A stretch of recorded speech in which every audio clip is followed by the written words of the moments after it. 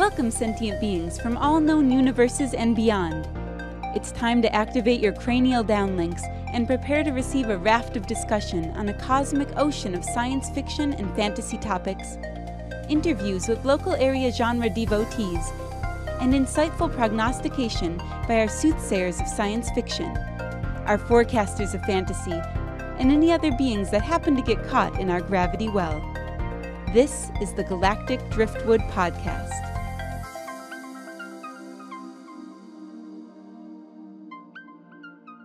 Hello, and welcome to another edition of the Galactic Driftwood Podcast. I'm Bill. I'm John. I'm Linda. I'm Seth. Charles. I'm Jenna. And I want to start off by wishing everyone a happy Pi Day. Today is March 14th or 3.14. So I got a question for the staff on the call here. Staff. No, we're staff. You're not paying us. Well, I mean, I would have taken a pie today as payment. Now I'm really sad I forgot. Because I totally would have dropped off Village and Pies for us to be like stuffing our face with as we're going through everything. That would have been awesome. I didn't remember it was Pi Day though till I got up this morning. So I'm disappointed in myself, and I apologize. And we will course correct for the next nerdy holiday. Yeah, but here's a question on Pi Day: if you were going to have your choice of a slice of pie, what is your favorite pie? So we'll start with John. French silk. French silk. Ooh. I like Good French choice. silk. Ooh la la. But French silk on a regular pie crust or Oreo pie crust? Tough call. Actually, I would prefer an Oreo. Oh, I'm sorry, a regular pie crust. No. Oreo every once in a while, but yeah. I'm adding another check to your name, sir. No. So All right. I had the wrong answer for my preferences. You subtly failed yet again. I did not know that I could fail this test. Everything's a test. I have failed. Yes. I don't know what to tell you, man. All right, Sooner or Linda? later, you're going to get enough checks, and you're going to find out what happens. It's like, yeah. Yeah. Something tells me it involves knives, but anyway, Linda, what's your favorite? Or rubber dildos, one of the two. Peach. Peach? Ooh. How did I not know that about you? Are you All right. reconsidering your marriage now? How did you not know? Well, I'm going to jump in and agree with Linda because that's what I was going to say. Is peach pie my favorite? Ice cream included? Ice cream included. Absolutely. Definitely a la mode. Yeah. Vanilla bean. Mm. Ooh, that's good stuff. Yeah. That is the crack cocaine of ice cream right there. Yeah, I know. I have to stay away from that because it's like all of a sudden there's like 8 quarts of it in my freezer if I just taste one little nibble. Yeah.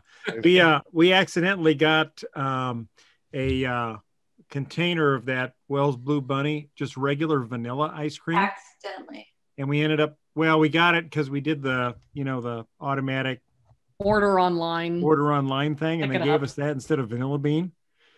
And so we just threw it out because I just couldn't do it. No, this is when you call me and I give you alcoholic milkshake recipes and you change your life. What? Wasting food is the greatest modern sin of the first world. Are you gonna give him a check mark? I don't He's consider free. I don't consider regular vanilla to be food anymore. Yeah. There's going to be dildos in your future, Bill. you But watch I will call you in the future, Jenna, should we have another accident like that. Yeah, no, there's ways around this. Right. Alcohol makes everything better. Yeah. All right, Charles, favorite pie? Oh, I like a blackberry pie. Ooh. Blackberry. Yeah. That's a good one. Interesting. All right. And we'll go to Jenna. Cherry Marie Callender's that ties with their French silk on the Oreo crust Marie Callender's, because Marie Callender's makes the best pies. Okay, and mine is cherry pie as well, although it's almost a three-way tie with me between cherry, apple, and Key lime. And no, well, key lime's okay, key but lime. Pumpkin. Ooh, pumpkin. And Mrs. Smith's is my pie vendor of choice. your distributor. She's my distributor, Mrs. Smith. She's a wily old bat with her secret spices and recipes. And I mean, we all know what kind of pie that Ogram prefers. Yes. Made from children. Because they're addictive. Right. And we know what kind of pies Cope likes. Yeah, the type of pie whose name we can't speak on the air. So, yeah. Right. None of that. Show. All right. Well, I think we should kick off the show with a quick discussion about Star Trek Strange New Worlds, which has just started official production in Toronto. And Paramount Plus released some images of the cast. Now, other than the three at the bottom, which in the center we have Captain Christopher Pike, who was captain of the Enterprise before James Kirk, and then Spock behind him on the left, and number one there behind him on the right. We've known those characters for a while, and we actually got to meet them for the first time in season 2 of Star Trek Discovery.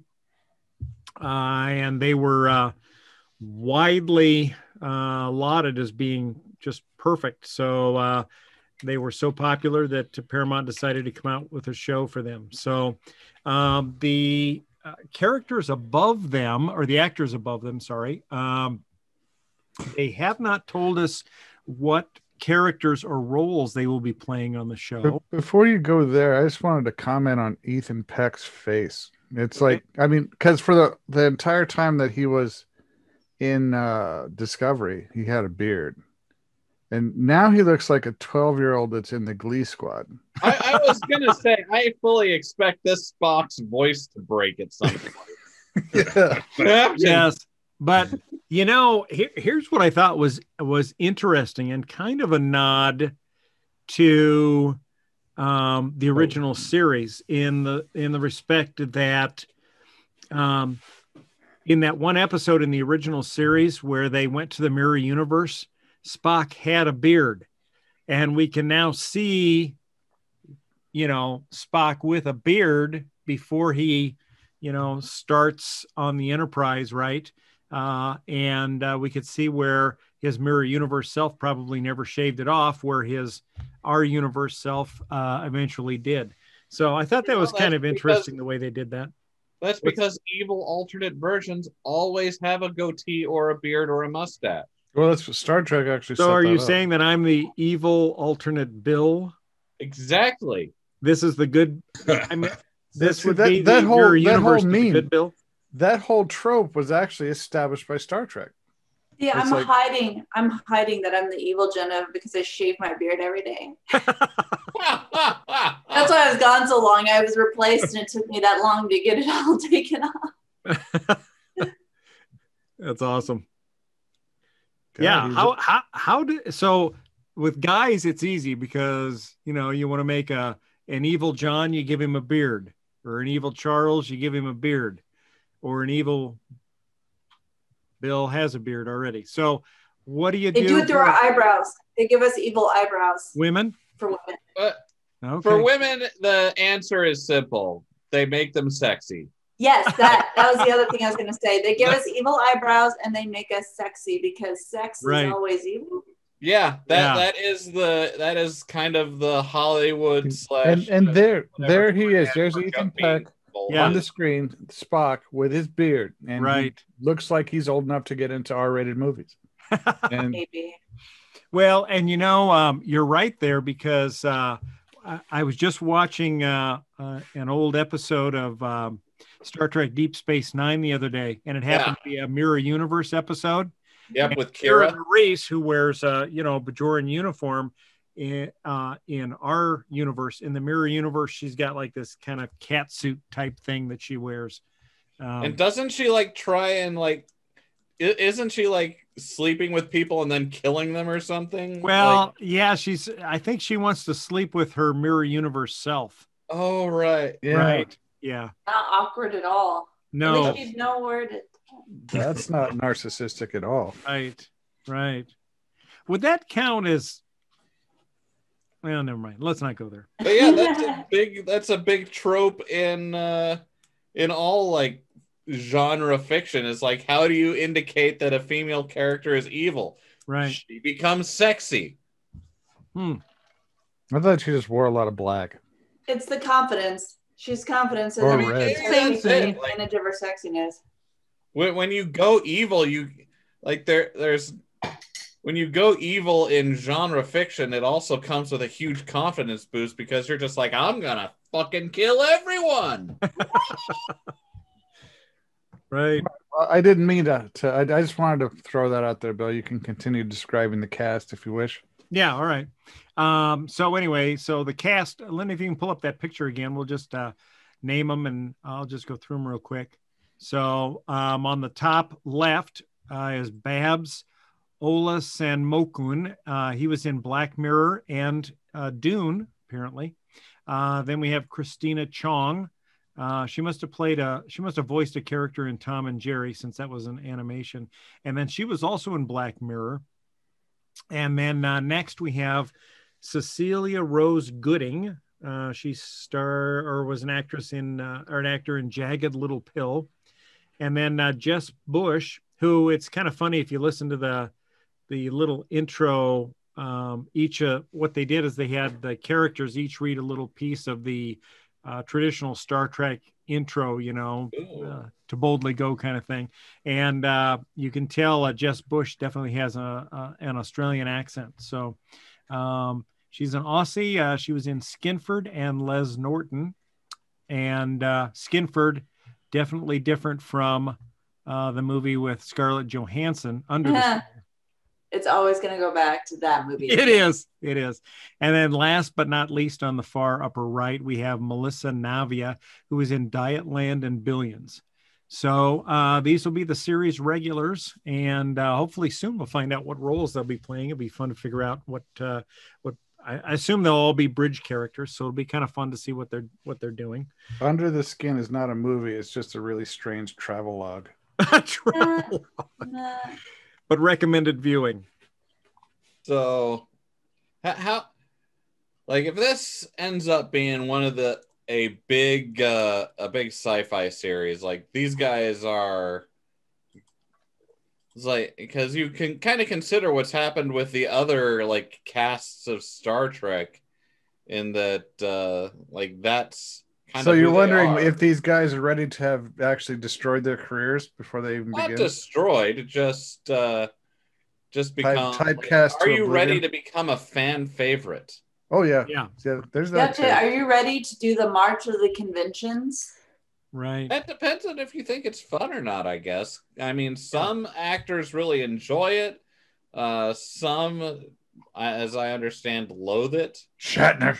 I don't think I've ever seen Colm Meaney appear at a convention. Miles O'Brien. Well, In, actually, Original Enterprise and DS9. Have you seen him, John? there's an article bouncing around the fandom about how he does not want to come back. Like how they're dragging all these people back from the old Star Treks. Oh, He doesn't want to have anything to do with it. And it's Wonder like, why. I wonder why. yeah. Huh, interesting. Well, while we're on the subject of Star Trek, John, you posted an interesting article this morning about a group that has published a paper now saying that it looks like it will be possible to create a functional warp drive using the physics that we already know about. I think you'd mentioned something about the Albuquerque drive. Alcubierre. Yeah. Alcubierre, sorry, I pronounced it. The Alcubierre drive, invented in like 1994, I think. Alcubierre's mathematics requires something called an exotic matter, which is kind of a place mark. It's matter that doesn't exist. That we know of? I'm Doesn't sorry? exist in the, like Jenna said, it doesn't exist in the physics we know of, right? No, it doesn't. It's kind of like dark matter. It's not real. It's a place mark. I'm sorry? Unobtainium. Actually, yeah, that would work just as well in terms of exotic matter. Unobtainium would be exotic matter, but the new physics that they're working out are difficult, but they involve materials that we understand, so it's doable. No exotic matter, no dark negative. No MacGuffin. Let's just put it that way. Exotic matter is a MacGuffin. It's not real. It's but this new theory, it's difficult. There's a lot of math and a lot of engineering that has to be worked out, but it's something that can be done. So I hope they fund it like they should. That would be awesome. I think it would be fantastic to have a drive that could take you nearly the speed of light, and have it be called the warp drive. Well, it'd have to take you faster than light because light's rather slow. True. But then what we all jump ahead to it's going to be Star Trek universe. And I watched a great movie with Aaron last night called Prospect with Pedro Pascal. Yeah, the Mongolian Sophie Thatcher. And it's really just a clip of what the world and the universe is going to be like when you just have people living on the fringes, trying to get resources to hopefully dig themselves out of poverty. Well, yeah. There's going to be all this great future technology, but who's going to get to experience it? Right. And and the types of things that they'll have to expose themselves to environmentally to even get the resources that people will want to pay for that might dig them out of poverty if they survive. Cue the Firefly theme. Yeah. Well, I'd cue the Star Trek theme because that's a very strong Roddenberryan theme about the best science fiction is not about technology and laser battles. It's about how people would act in different technological situations, and it's that's Roddenberry's biggest passion, and it sounds like this is that, and that's cool. Yeah, it was well done. I enjoyed it. Is there colonialism on the frontier too, or are they? This isn't even reaching to the point of colonialism. This is just, it's like gold, panning for gold in space. Except if you fuck up how you pan the gold, you either destroy the gold itself or acid basically is released and you lose a limb. Yeah. So the next gold rush will be the asteroid belt. Oh yeah. Right. And you're going to see, it'll be a lot like how The Expanse portrays the asteroid belt, I imagine. Belters living in the asteroid belt and mining the asteroids. And there'll be a few really, really, really rich ones, and most of them will be, dirt poor. Yeah. Right. I want to share what... Buying for oxygen and water. Oh, Linda, you want to share something? What? Oh, I want to share something before we leave the whole Star Trek realm. Okay. And that is just how bad I miss conventions. Because here's as close as I've ever gotten to Anson Mount. Yeah. Me too. And here he is with somebody's service dog, and he's right down on the floor going, "Hi," but I'm like, "Oh my God, I love you, I love you." I'm actually going to go to QuadCon on April 17th, which is a one-day mini Comic Con. Say what? Where is it being held? I think it's being held at. Last year it was held in the Max Center. This year it's being held. Yeah, but I mean, what city? This one. Oh, in Omaha. Yeah. Oh, yeah. I was thinking QuadCon, maybe Quad Cities or something, but no, because I thought about dressing up with it being like a video game focus. It seems like too. I'm cosplaying. I can't go anymore. I'll have my vaccine by then.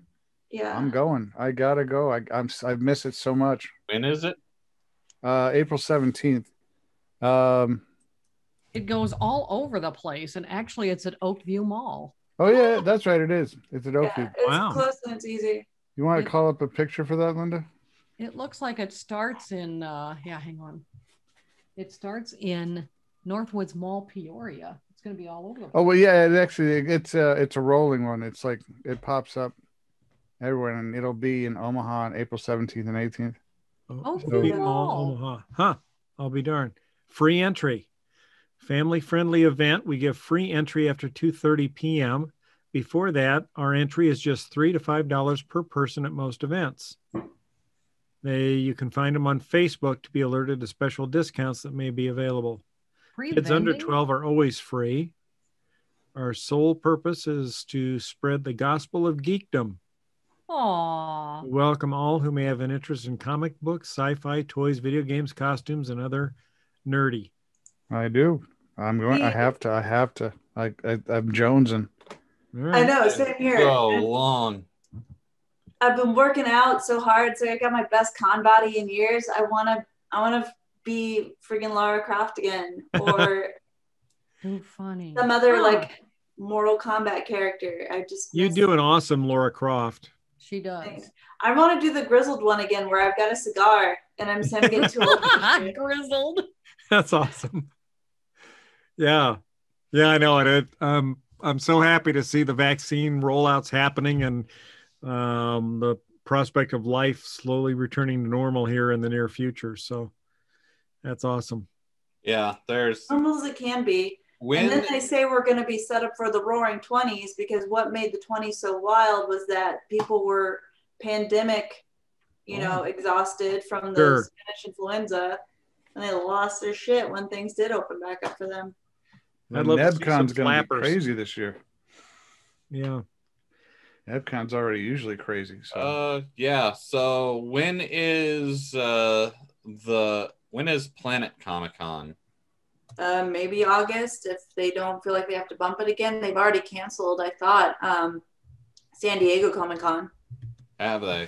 Yeah. August 20 to 22. We should have decently high vaccination rates by then. And, Yeah. Yes. Yeah. oh wow. Oh, Planet Comic-Con is on. So far. If it stays on, I really want to go. That I would have be a awesome. ticket. It's like I still have my ticket from. From when it 2020? was canceled. Yeah. You So should email them about that then. I will. It says I August tickets on sale soon. Interesting. August I have 20th I to have, the I have 22nd. a That carryover. Hmm. I guess I shit. Yeah, I'll They send be me there. t-shirts. I will do that. I'll be glad to do that.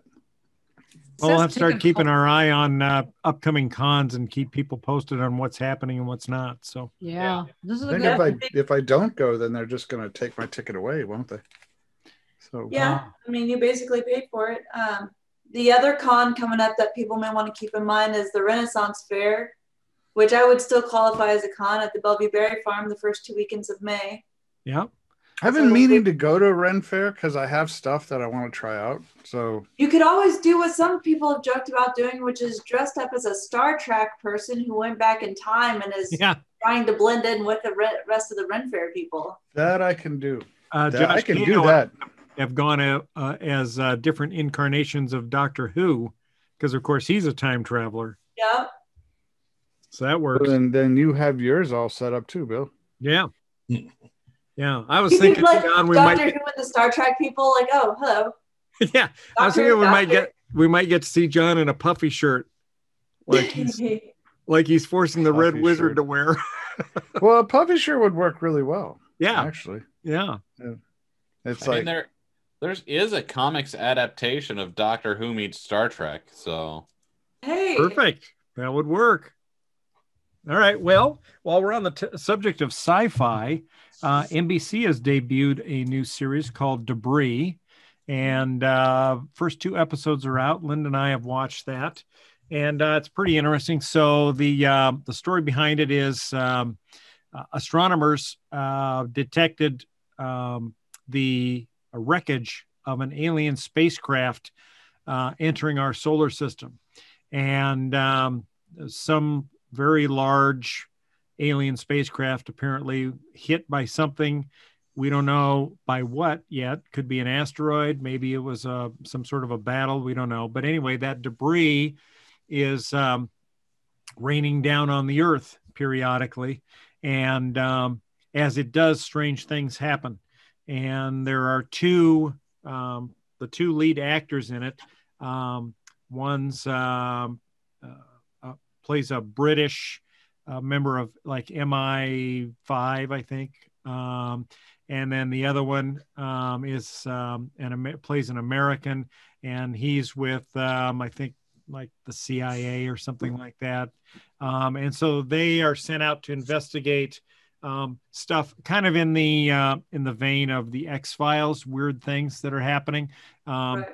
But it's always around these alien artifacts that have come down, and some come down in small towns and the whole town's impacted. Sometimes it's out on a farm and just the people that are on that farm are impacted. But it'll always have some sort of a strange thing, whether the artifact in question brings back people that have been dead for many years and then they start doing strange things, or whether it's just some sort of a strange technology event, like the pilot of the show. There was it started off with a meeting in a hotel between some guys that had some artifacts that they found and some other individuals with a shadowy group. We don't know who they are yet, that are trying to buy up a lot of this stuff, this alien technology. And the government, of course, raids the hotel because they've learned about it. And so the guys run off, but in the process of running off, they leave a piece of that technology. And some maid's coming in to clean the room or something, and she knocks that little piece of metal off onto the floor, but it just kind of falls and then hovers about a couple inches from the floor. And the maid reaches down to pick it up, and as she touches it, suddenly her and her maid cart and that piece of metal fall through 15 floors of the building and then materialize in the lobby. And of course she's killed because she just fell 15 stories. So yeah, so it's definitely different, interesting show. So yeah. I was wondering, watching that, if pretending something like that happened, how long do you think it would take for our government to make it illegal? Oh, immediately. You mean once they recognized it, if they recognized it at all? Because well, it just seems like an odd thing to make illegal, something that's just falling from the sky. Yeah, well, it seems difficult to me, but right. They make things that come out of the ground illegal. So I guess on a whim. Anyway, so it's off to an interesting start. So I recommend checking it out if you haven't already seen it. And then for those of you with Paramount Plus. No, this is on NBC. NBC. On NBC. Yep, you can watch it for free with commercials on the NBC streaming service or on NBC the NBC TV channel. So we've been watching it on their streaming service on Roku, and it's free. Of course, you got to watch the commercials, but boo. Yeah, it gives you time to get up and get popcorn or refresh your drink or whatever. Bathroom break. Exactly. And then another interesting post John put up was about Jupiter's Legacy, which is apparently a new comic story in the vein of The Boys, which is on Amazon, which is kind of The Boys is, I don't know, how would you describe it? It's sort of what superheroes would be like if there really were superheroes, where they'd be kind of corporatized and pretty much do whatever the hell they felt like doing because they have the power to do it. Lots of gray areas. Yeah. Like as you can see in that picture, one of the superheroes is actually smoking, which is just not something you'd expect to see. Right. I mean, if it doesn't hurt you and you can, and you get some life enjoyment out of it. So, well, but it's not the moral message that superheroes are supposed to exude. Don't you think the superheroes get tired of living the moral message constantly and being I saved you. I've saved you. I don't have to be your god as well. But you see, that's the whole thing that Superman set up for everybody. Yep. No, that's fair. And this is like an answer to that. This is also this ties into generational. It's I would figure they'd be smoking a lot of marijuana to calm down after a hard day. No, it's like the original heroes of the Union, which is what their superhero group is called. Their leader is called the Utopian, and he's right. He's like just he'd be the straight edge version of superheroes. He has a moral code and he does not flex on that. And it shows his children and even the partners that he has in the union starting to buckle under the pressures of everyday life. And it's like, it's real. Yeah. They said, the write-up that you posted, John, said that it's supposed to be real and gritty along the lines of like Jessica Jones and those types of shows that we saw on Netflix in the past. So they said, unlike The Boys, it seems to have an optimistic outlook, though. Like there's a positive. Oh, yeah. The Utopian's also supposed to be wildly stronger than Homelander. Yeah. So I'm looking very forward to cosplaying the Utopian because it's for older guys. It's like, there you go. Finally, a cosplay for older people. Right. So The Boys is what I would term as kind of a worst case scenario with superheroes. Or I honestly think The Boys is exactly what would happen if people had superpowers. It's like, because who's going to tell them no? You? There would still be some good people. There would be some bad. You would have a whole the whole scale from chaotic good to chaotic evil. Like there would be good people, there would be bad people. That like you wouldn't have just like everyone sucks all the time, except for like Starlight. And also mind, Starlight. Why do you say she sucks? No, I said except for her. Oh, I got you. Like she's the one good thing, right? Yeah, but see, Starlight's actually an example of how people change. It's like she started off as like a goody two shoes, but she's starting to see that, there's a lot of crap there. But it's like also, The Boys is a satire, and it was made as a satire of superhero comics.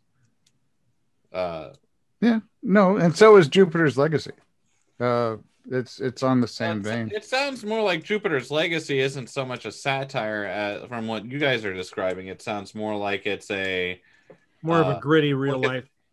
It's kind of a look at the generational superheroes, like what happens. You've got your idealistic first gen, and then you've got the kids who grew up with it, and what happens to them. Or whatever. The writers designed it though to be directly satirical of the golden age of comics. So, and I see where they're coming from. I mean, anything that goes against the absolute positive ideals of superheroes is going to be to some degree satirical of the genre. Yeah. So yeah. Well, while we're talking about... it's going to be that difference of philosophy where the first generation probably came up in a time of need and desperation. When you think about like World War vets, that you fell in line, you toed the propaganda because that was a source of comfort, and that's what was needed at the time. But and the storyline you get to a world then where it's no longer required to have that effort, that propaganda, that the actions that floated through the challenges that were before. So the people, like the next generation, is like, I don't have to do that. I don't want to do that. There's no need. They don't feel the same drive. Mm-hmm. So, John, have you ever read any of the Marvel Comics Ultimates line? No, I have not. Just for people who don't know, the Ultimates was Marvel Comics' kind of effort to do almost a rebranding, so they could have their kind of more traditional Spider-Man and stuff going on with all the comics lore, but the Ultimates was a reboot, much more kind of a more gritty reboot of the Avengers and the whole Marvel universe. You might like that because you've got Captain America, is definitely he's got PTSD in that after they thaw him out, and he's also like they definitely play up the fact that he comes from the 1940s and he's maybe a little bit racist and kind of an asshole when it comes to addressing some modern values. And that would be realistic, wouldn't it? I mean, yeah, he's a goody two shoes in all the worst ways often. And I mean, eventually the Ultimates universe kind of went off the rails and they ended up doing away with it. But for like they had some, the Ultimate Spider-Man was really good. The Ultimate X-Men was really good. Went off the rails. Do you mean that it actually, they lost control of their premise or what? No, well, eventually I think they did lose control, but I mean, it suffered from the same kind of like straying around that a lot of comics do. And also in this one, they were not afraid to kill people and keep them dead. Yeah. The Ultimates universe is where Peter Parker died and Miles Morales came up to take his place. And Peter Parker stayed dead. They killed a lot of major people. Like in the Ultimate X-Men, they killed Beast, and I think he stayed dead, but that was a traumatic thing early on in the run. They had an event called Ultimatum that reflected an event in Marvel Comics where Magneto switches the magnetic poles of the Earth, and it killed fully half the cast of the Ultimates universe almost. Huh. And it wasn't a good thing, but it's kind of one of those, as they killed people off, it became harder and harder for them to keep telling stories, I think, because you like your familiar characters. Right. But then it's like create new characters, like for people to love. That's where I'm starting to get a little tired of some of these lines. Like, give us new characters to love. Let's not, I mean, nostalgia is great, especially in a pandemic. And you just need some comfort food like mashed potatoes and mac and cheese. But at some point you need to give us new characters that are appropriate for wherever we're at in life to mark that period of what we need emotionally. To that, they did make Miles Morales when they killed off Peter Parker. Right. So they were doing some of that, but I mean, what you're just saying is that then seem to fizzle out. Well, also you should consider that when you're building a character who you want to have a story centered around for 1 to 5 years, however long a comic lasts. I mean, if you're having to like that's what keeps people coming back and buying your comics, is if they then kill them off and you have to come back and then they try and replace them with someone new. Your readers are always sometimes the familiar is what keeps people coming back. Like you want to read about Captain America instead of Captain America 3.0, who's different from Steve Rogers, and you don't like him as much. Right. Maybe. Well, you see the same thing with series like Star Trek. Every time a new Star Trek series comes out, you have the haters because it's not like the Star Trek that they've grown up loving, right? And stupid Klingons in Discovery. Yeah. Yeah, that was bad. So, it's like that. So, although, look at the Mandalorian. The Klingons in Discovery are an absolute stupidity. It's like that rises above just fanboy hate. That was just dumb. Worf is my favorite Klingon. I don't care what a tool that makes me. And that for a lot of fans is the set way Klingon should look. And it's like I don't disagree, but how Discovery did them was like weird, rubbery skin, whatever. Unnecessary. It's like CBS wanted to just like put their brand on Klingons. It's like this is what Klingons are now because we have said so. And well, and it wasn't really so much CBS as it was J.J. Abrams and Bad Robot, because that Les Moonves just kind of washed his hands of Star Trek. He didn't really give a shit about science fiction, and so he let Les Moonves was president of CBS for a while. Yeah.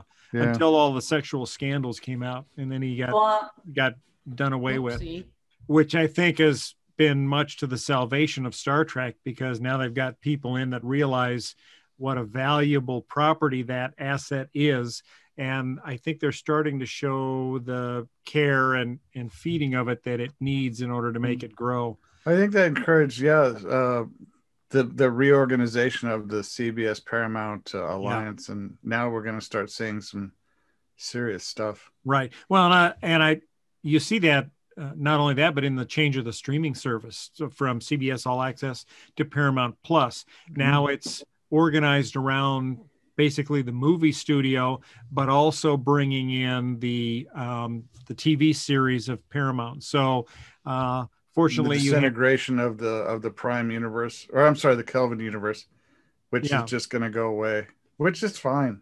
Yeah, I mean, it'll be a fine little sandbox they can play in when they don't want to be serious, but it's like it can exist as its own thing. It can, and they can do things there that they can't do in the Prime universe. So it's a useful thing to have around. I would love a new Prime universe Star Trek movie. Where do you want to put it? I want to put it sometime. I don't know if it should be set after Picard, or I want it sometime that's not a prequel. Well, now everything's going to be a prequel because Discovery went 1,000 years in the future. No, I Discovery can do its own thing. I want something that's set in the TNG DS9 Voyager. We can have some cameos from characters we know, maybe establish a new crew, a new ship. Well, isn't that really Star Trek Picard? Yeah, I would be happy with a continuation of that. Yeah, you could build on that. As long as they can, like, Picard's or Patrick Stewart's kind of getting up in years. Yeah. There's Star Trek 4 for you. Well, yeah, and it's like it's Star Trek 4. They keep coming out saying we're going to do it, we're not going to do it, we're going to do it, we're not. They're not going to do it. Probably, it's like it's too much money for too little return. Yeah, because you have to pay. I mean, because Chris Pine is not cheap anymore. No, he would have been very cheap when they started the first movie. No one knew who he was, but now. But good on him. Good on him for being successful and. Well, yeah. Sure. And the guy who plays McCoy is now extremely famous too. Right. He's been famous for a while. How dare you? Keith Urban did not serve as Cupid on Hercules, the series, and in Lord of the Rings for you to say that his role as a doctor in Star Trek is what made him famous. Look, I know Keith Urban's amazing. I didn't know that he was Scourge in. Yeah, he's so good in so many different things. Thor Ragnarok. He made like Judge Dredd not campy. He made Judge Dredd badass. He is good. Such a good character actor. Yeah, he is awesome. But yeah, Jenna, I meant no offense toward Keith Urban. It's like I bow before his greatness. It's like, there's someone I would love to see at a con. I don't know if it'll happen. Yeah, and it would be sad to know if he hates cons and his fans, but I would think he enjoys them. I would hope. Seth, are you looking forward to seeing Strange New Worlds? I mean, well, I'm excited because it has that. It's going to be episodic, which means every episode is going to be self-contained. If they bring it back to like that Next Generation feel, I might be really into it. Well, yeah. I think it's going to be next gen and original series feel. So I'm looking forward to that. Yeah. Like I want some of that, but I want them to stop doing prequels. I am just so sick of prequels. Ever since Enterprise, it's been nothing but we're never gonna look beyond DS9 and Voyager. and interesting stuff was happening there, as we got to see in Picard. Give me another First Contact movie. I think Picard and Discovery are movie, signs that CBS is heading in the direction you want it to go, Seth. I think that we're going to start. I don't think Discovery is. Well, Discovery is. They went into the future. Contact. They're mapping out a whole new realm. It's not a prequel anymore. It's not a prequel. The story that they were telling with that's fine. But Picard is totally totally continuing the story that you want. So, and I want him to keep doing it. And I do too. And it's like, you're right that Patrick Stewart is not getting younger, and it's like let him keep doing it as long as he wants. But get deep fakes for that. As long as we get his voice, it'll be okay. But I mean, some people didn't like it, but part of what I thought made Picard so good was the cameos and the other characters who appeared from previous. Right. I like that. I like the little fan service in there where you bring in those characters, because you're always, when you're watching a show like that and you have all of that 7-year history of the original series and what, good friends and comrades they all became on the Enterprise. And now, even though it's 20 years later, right, you have to think that those people would have maintained contact with each other and that they would occasionally intersect with each other's lives, if nothing more than just to get together for drinks and to catch up, right? War stories. Very happy with 7 of 9 coming back. I think that she was good. Yeah, I think they could really build on that character. I want to see Worf again. And Worf wants to see Worf again. Worf is talking about, he keeps pitching his Captain Worf idea, and I think they should take it. That would be so much fun. Yeah. I would love to see Worf several years later. I loved seeing Riker and Troy at the end of Picard. That was one of the high points of that. Well, there's a lot of high points. But Would you like to see a series where Worf's in command of a ship and he's doing his own little boldly going?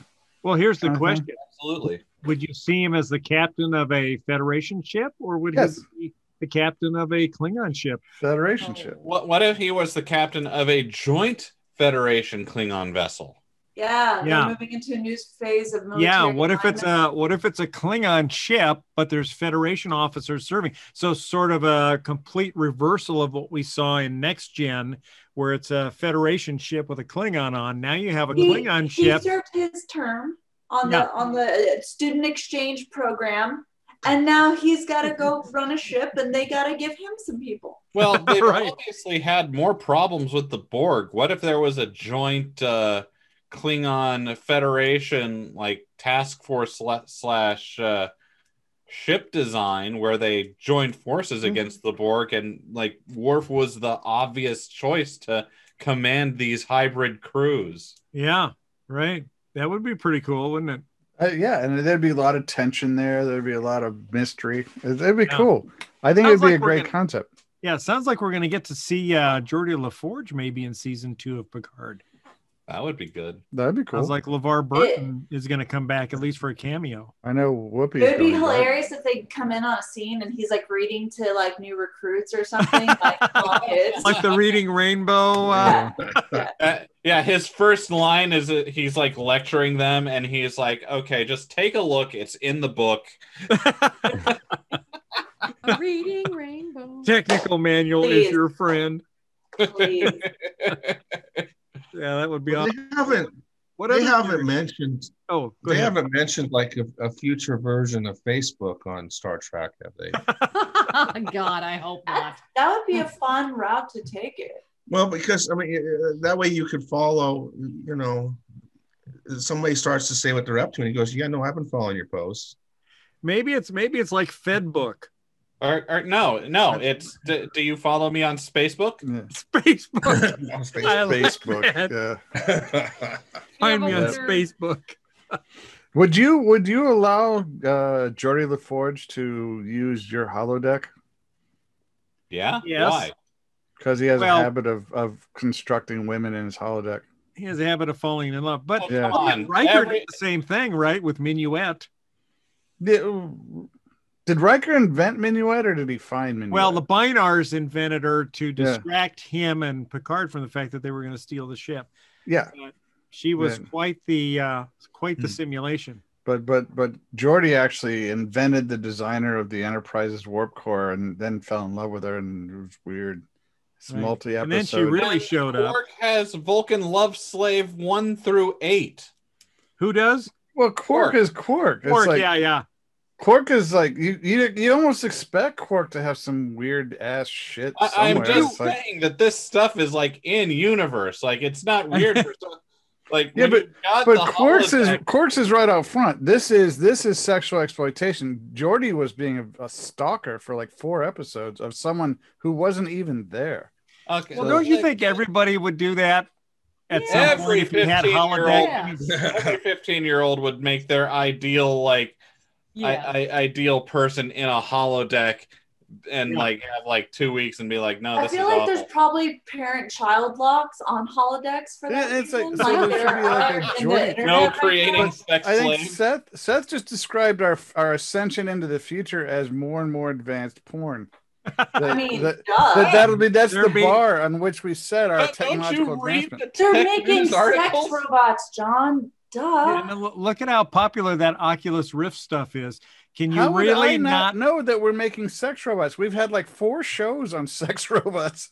It's like we talk about sex robots all the time. Why are you surprised that Seth would say the future is being directed by the better and better technology? Bill is probably designing his own ovipositor right now. If there is anything we should be surprised about in Star Trek canon, it's that there isn't like a sign outside of every holodeck that's just like wipe the holodeck down after you're done. Indeed. You mean that would take a pressure washer, sir? Or there's just some sort of really sad, overworked robot who has to go into the holodeck after every session. Wasn't there something like that on my job? Someone send in the sperm bot. Yeah, wasn't there something like that on the Star Trek Lower Decks cartoon where the lower ranks had to take going in and cleaning biofluids off the holodecks? I need an adult. Did you guys ever finish that? No. Oh God, the last episode's so much fun. Yeah, I love Lower Decks. I can't wait for more of that. I might have to watch that to give me my Star Trek fix until the next episodes come out. But I think in the future, I'll bet anybody with sufficient disposable income would have a holosuite in their house. I imagine they would, but yeah, I'm surprised you haven't seen more of Lower Decks, Bill, because it's like there's all kinds of references of past Trek stuff that keeps popping up in amazing places. John Delancey comes back as Q for one episode, and it's great. And the Lower Decks people are like, I just don't have time for you today, Q. I don't have time for your shit today. I'm testing humanity. It's like, no, Q, we've got stuff to do. We got stuff to do. And you just like get this. It's just like Q is this really bored, omnipotent being who just goes around bothering all of Starfleet. Yeah, they won't listen to me. Right. That's funny. That would be awesome. On that note. Well, what did everybody think? Oh, sorry. What did everybody think of the season ender of WandaVision? I have more questions than I had before, but I think that Wanda is now set up to be the baddie, at least in Doctor Strange 2, if not in further. But it's like she's reading the Darkhold, and that's just not good. Well, I mean, you can read a bad book and not go evil. Well, but this is the book that is actually designed to bring back Chthon, the Elder God, and it's like one of the biggest question I have is why did this not get on the radar of Doctor Strange? Because I think this is definitely something. There's articles about that, and there's a hint that it has something to do with the fact that he's distracted by the events of his movie. Yeah. And also the fact that the time stone's destroyed, and that's how the Elder used to review how things worked. It's like they had a system in place of reviewing acts through the time stone, and now they can't do that because all the stones are destroyed. It's definitely not going to be a problem later, right? I think it will be. I mean, what if Dormammu wants to come back? I mean, the elder god villain from the first Doctor Strange movie. Yeah, it's like because Strange won't be able to pull that time trick again. Nope. So, Well, it's like, yeah, there's a lot of stuff in. Like, there were some disappointments. Like, obviously, we were all hoping that, or I was hoping that WandaVision would be the boom that reintroduced mutants, but that wasn't going to happen. I wanted them to redo. If they just reintroduced Evan Peters, I would have been happy. Which they may still do at some point. They may. Well, it's like there's an article that I posted also that said that the director said those who were disappointed with Evan Peters' role, sit tight. Yeah. Yeah. And but we did get we've got Monica Rambeau. She's gonna be that's a bit of a tie-in to the next Ms. or Captain Marvel movie. And maybe a Secret Wars kind of situation. Hey, I have a question. This because WandaVision pointed out something to me that was very, very important. Are there Avengers anymore? Do the Avengers still exist? Because it seems like that the two people who were leading the Avengers are now dead or extremely old. And that's what with the Winter Falcon and the Winter Soldier and the Falcon is going to be about, isn't it? They're going to answer it in that. That's cool. Because I was just wondering, because it seems like they're now like they're defunct. It's like because I mean Thor left the planet with the Guardians of the Galaxy. There's no big bad, and we don't know what Captain Marvel's doing. So, articles are saying that Captain Marvel's too powerful. That it's if Captain Marvel's around, then it's kind of like Superman. You start leaning on Superman. If Captain Marvel's around, then, and I mean, maybe that's why they're taking like Wanda in the direction that she'll either be a villain, the threat that people have to face, or they need to kind of sideline her a little bit to bring her back for a bigger threat, because I mean, she is really powerful, and like the question for any Avengers movie going forward would be, well, Wanda just about one-man Thanos, why not just have her handle it? Well, the Eternals are coming. That's going to be a thing. So I mean, if we're reaching the level that the Eternals come, then the possibilities for the big bad are going to be crazy. So the Eternals comes before Doctor Strange, so they'll be probably a part of that, won't they? Could be.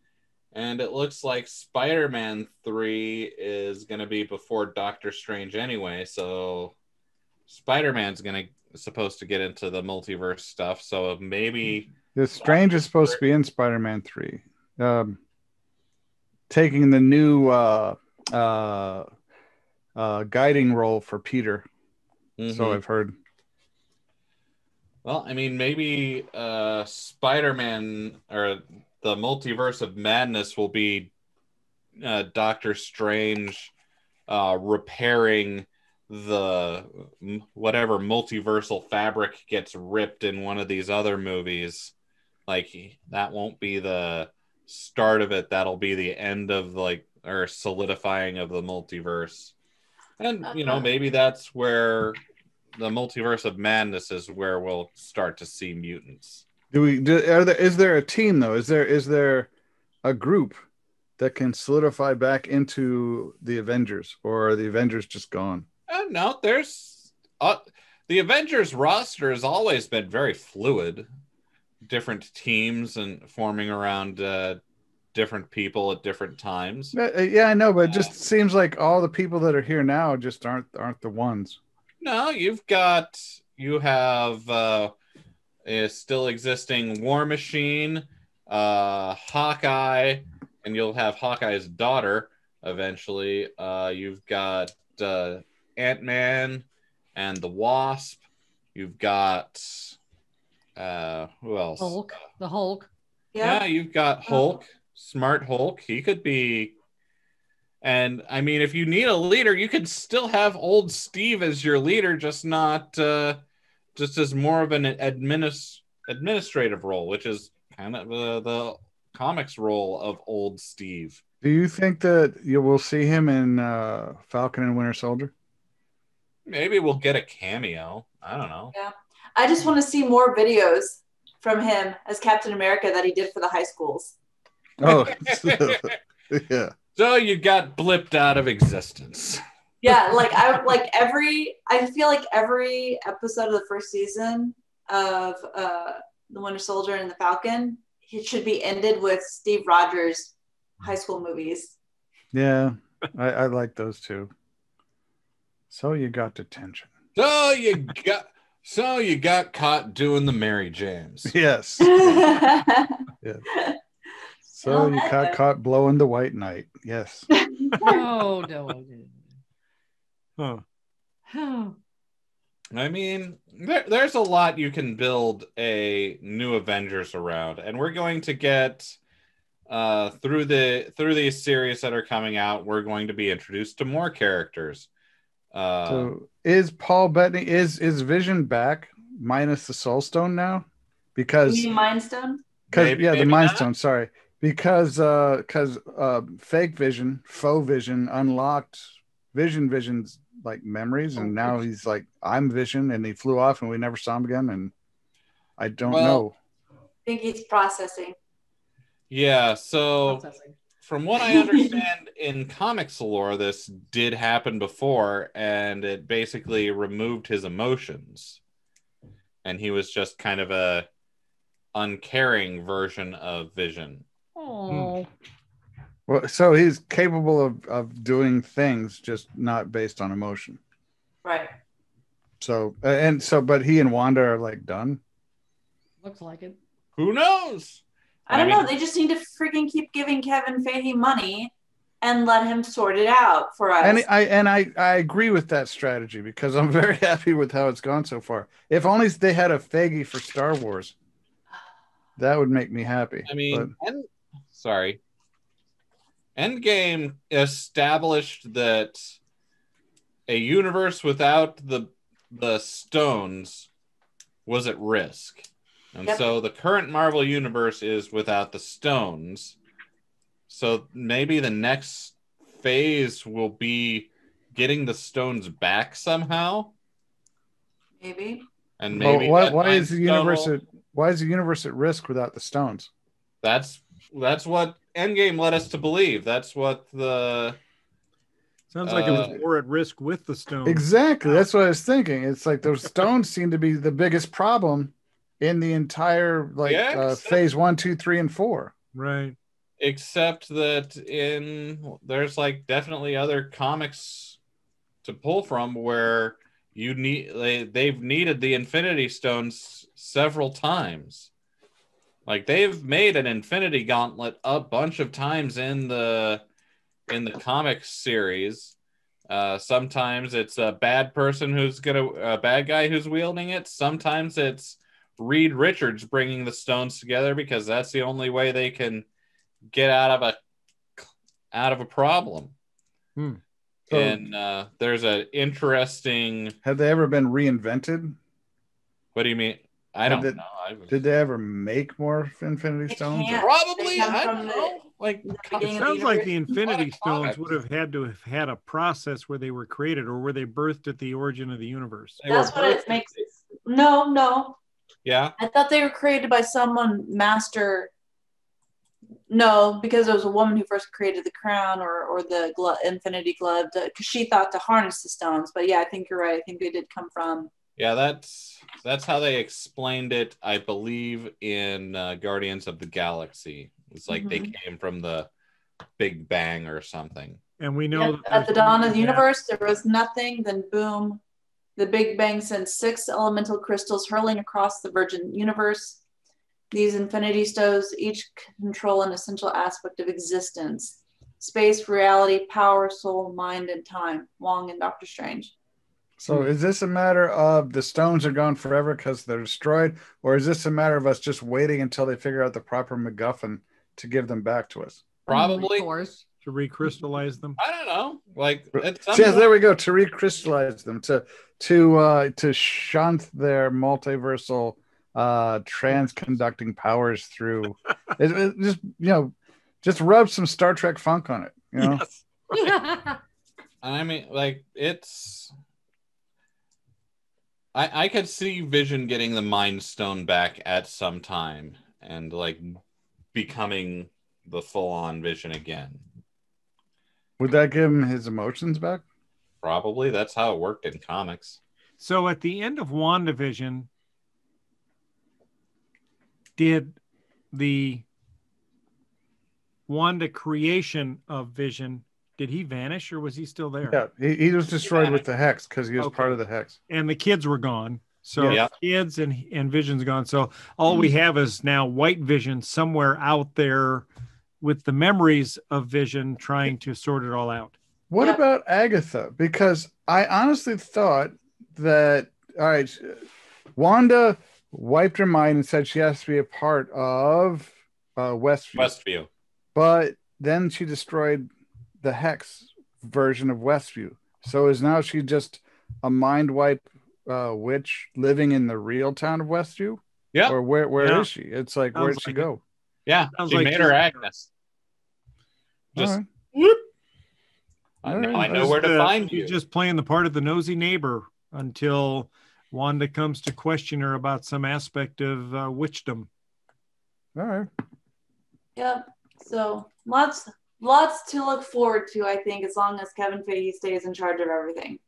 I would like to see her in more things. Agnes. I liked Agnes.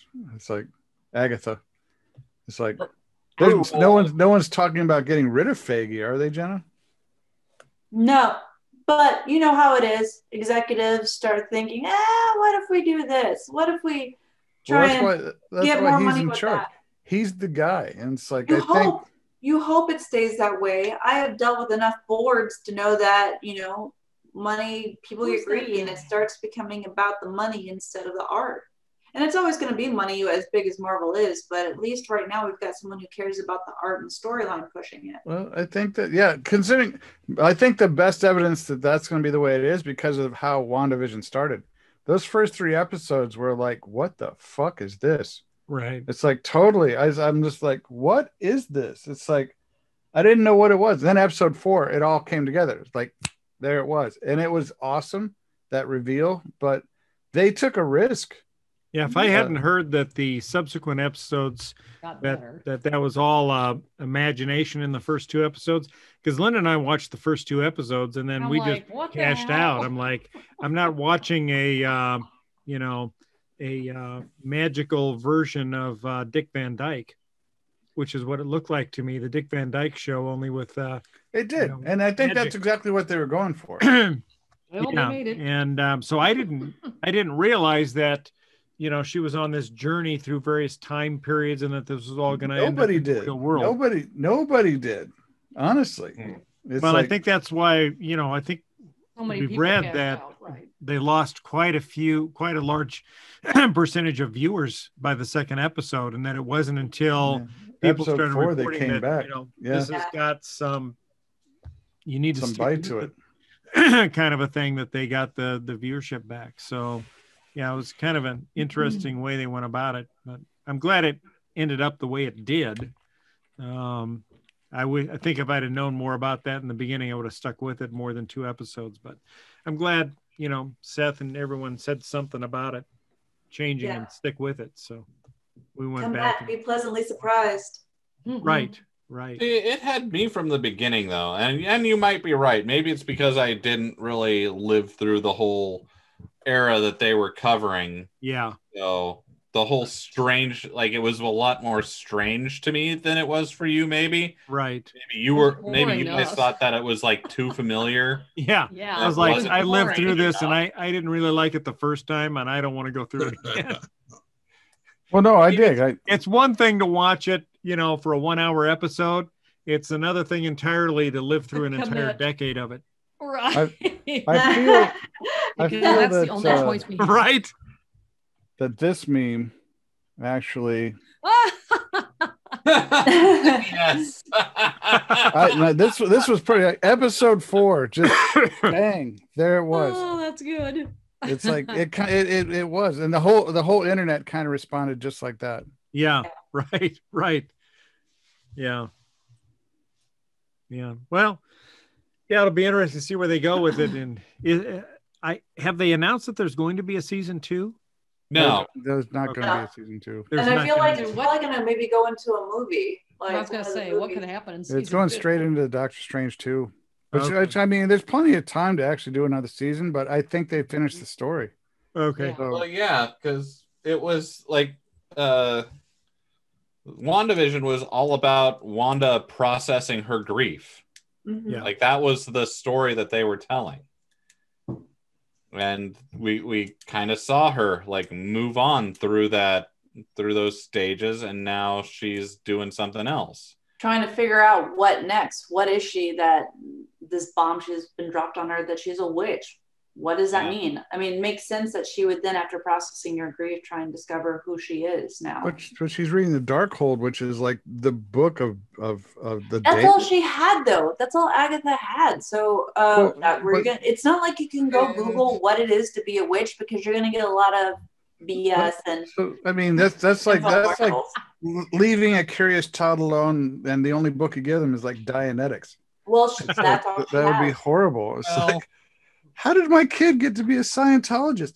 It's there you go. That's how it works. It's like, There's no one there to guide her. So Exactly. What do you expect? And we don't know that the Darkhold in the MCU is all about bringing Chthon back. It's just maybe a magical repository of knowledge.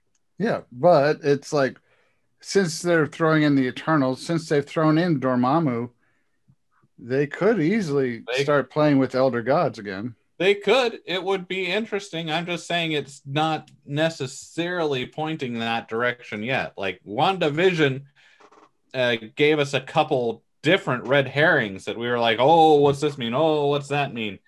And we don't really know until we see it. The fact that she was like where she was in the end, she was in a mountain area, and it's like Wundagore, probably. Yeah, and so where Chthon is actually supposed to be in repository. So I feel that might be coming, but it's like the fact that she's reading the Darkhold there's nothing good about that. Nothing good can come from that. Well, you know what? Maybe her friends should have reached out more and said, like, check on a friend. I mean, Doctor Strange should have stepped in on this one. But remember, the he didn't Sorcerer really know Supreme's job is to do that, isn't it? unless he's distracted by something in the movie that we don't know about. Yeah, I mean, no one really knew she was magical until right now. It's like she just had weird stone or infinity stone powers. Right. And some anger issues. Yeah. Trauma, some PTSD. Let's call it what it is. Yeah. So is she evil? Because Oh, I she's feel processing. what she She has did the to those potential. townspeople is unforgivable. But she apologized for that, and I don't think I she don't did it care. intentionally. If she She apologized did- I for it, don't. what she did was so beyond the pale that there is no apology that's acceptable. She didn't mean to do it originally. Like she just never had a apologized for snapping it. moment where But she let them go. She let them go. That's nice. Isn't that nice? Didn't she she tortured them apologize for at the end? she tortured them for months. But then It's but not she let months. them It go. was literally 5 days. It wasn't 5 days. Yeah, no, this was It was only a 5 matter of days. days. yeah, and she didn't Every know. episode is like a day in that Like, world. She did what you saw like there at the end, like she didn't know that she was like hurting anyone, and like you saw her trying to rationalize it with herself until like she was confronted that she was causing harm, and then she stopped Mm-hmm. at great risk to herself, giving up her children and having to once again give up her love. Giving up her fake children and her robot lover. Well, they were real children to her. Like Right. they were real. She went the through the experience of giving birth. As far as she knew, they were hers. In comics lore, they are her children. Yeah. I'm all bummed out now. But that's the complication that people enjoy. You're trying to make it black and white all of a sudden again. But I figure you'd enjoy the gray that it's just a complicated. I enjoy you're right, because it adds color to the character. It really does. And I'm happy about that. But she seemed fairly unrepentant compared to the actual damage that she caused. She was repentant, though. Like, everything about her nature when she left out, she felt bad and she was sorry. But until Agatha showed her that all your pain they're experiencing, she thought everyone was cocooned in happiness. Mm-hmm. Was Agatha totally evil? Or was Agatha being a trickster, showing her the universe as it really is? I think Agatha did end up being evil. Because she's like, just give me the power and I will cocoon you and I'll make this permanent. Mm-hmm. And then that was a lie. I think she just wants test results say that is a lie. Agatha here ended up being evil. Like, I thought she might have been doing some sort of tough love, like mentor kind of thing, but in the end, she was just after Wanda's powers. All right. Things that make on that note, we'll have to see what happens next then.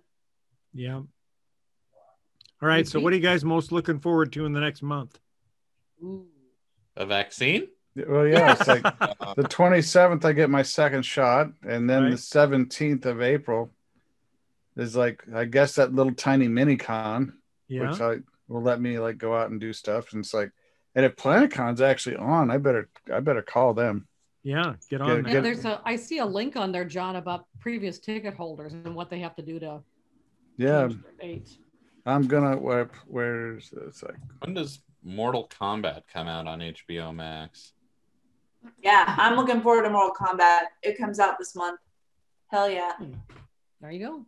At some point, I guess I'll suffer through the Snyder Cut. I don't know why, but for some reason, I kept missing out on all the other videos you did. I will do Snyder Cut with you. If you will let me into your house, since I will be clean with vaccinated. I will have had my shots. I'll bring my tags. You can pet our kitties. Yay. Apparently, why, I'm but not Mortal invited. Kombat seems like the perfect series for Jenna. Just with her love of knives. That got quiet. You guys did Batman versus Superman without me. You had plenty of warning. No, I didn't. Yeah, he. I had no warning at all. You guys literally like a couple hours before you did it. Oh no! No, it was that like a week before? No, you said you talked about it, but then Bill all of a sudden it's like, let's do it now. And it's like, all right, there you go. But well, you wouldn't want to be there anyway. Why not? Because we hated it. That would be great. You said Zack Snyder makes great 3-hour movies, and Batman v Superman is pretty good proof that he doesn't. Yeah, no, that's pretty good proof that he didn't make that one well. But you're right. Batman v Superman. I feel there's a lot of interference from studio in that one, but it's like you're right. No, Batman. I was expecting you to pan Batman v Superman because it's not good. It's just not. Boring and joyless, and I'm not expecting more from the Snyder Cut. Well, I think, I'm starting to get the idea that you don't like Zack Snyder movies. I don't know what it is. It's a subtle thing. I don't like Zack Snyder's vision of the DC universe. Like Watchmen, he was spot on with Watchmen, but he doesn't get DC. We almost got done. If you guys want to wrap it up, that's fine. But... Joyless. All right. I just like it. Well, we probably should. We're running a little long here. So thank you all for watching another episode of the Galactic Driftwood Podcast. Again, check out our website. If you're just watching us on YouTube, you can visit us at galacticdriftwood.space, and there will be links to our former shows, both audio and video versions. And we hope you'll check us out. Leave a comment. Let us know what you think. If there's some topics you'd like us to cover in more detail, we'd be certainly happy to do that. Right, guys? Yep. No. It's joyless. The contrarian. All right, folks. Wow. Thanks for watching, and we will see you again in 2 weeks. Take care. Be safe out there. Bye-bye. Bye.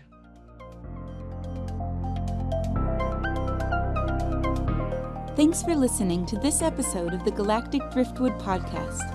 For more information and past episodes, please visit our website at galacticdriftwood.space or subscribe to us on YouTube. And now, please deactivate your cranial downlinks, collect your towels, and be sure to watch your step as you exit our gravity well.